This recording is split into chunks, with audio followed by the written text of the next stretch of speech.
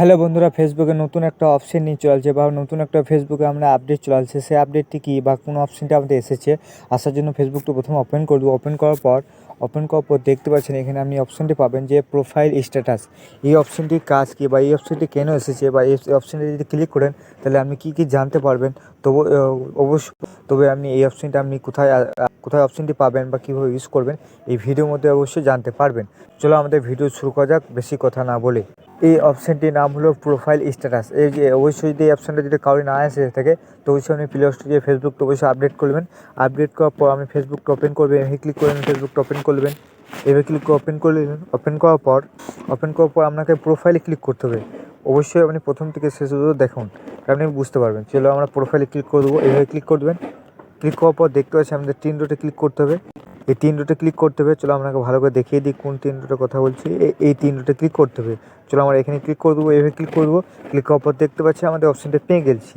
তো অবশ্যই আপনি এভাবে পেয়ে যাবেন। যদি না পেয়ে থাকেন তো প্লে স্টোরে আপডেট করবেন ফেসবুক অ্যাপটা আপডেট করলে আপনি অবশ্যই সেই অপশানটা পেয়ে যাবেন। অপশানটা পাওয়ার পর কীভাবে আপনি ক্লিক করবেন, ক্লিক করার জন্য আমি দেখে ক্লিক করে দেবো বা আমাদের জানার জন্য ক্লিক করে দেবো।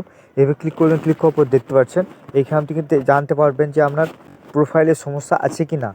তো প্রোফাইলে যে আমাদের একটা সমস্যা, যে আমাদের টিকমার্ক রয়েছে, আমাদের প্রোফাইল অবশ্যই আমাদের ঠিকঠাক আছে বা কোনো আমাদের অসুবিধা নাই।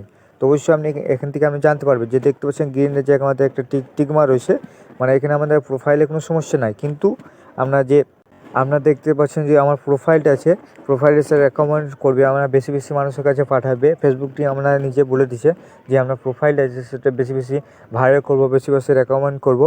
তো অবশ্যই আপনি এইখান থেকে আপনি সেটা জানতে পারবেন। বা এই নিচেটা দেখতে পাচ্ছেন যে আমাদের যে মোর যে কেয়ারটা আছে সেই কেয়ারটা আমি রিজেক্ট করে দিয়েছে, বা আমি কোনো একটা ভুলবশত আমি কোনো ভিডিও আপলোড করেছিলাম, সেই যে আমাদের মোডে যে এইটা আছে সেটা কেয়ারটাকে আমার রিজেক্ট করে দিয়েছে।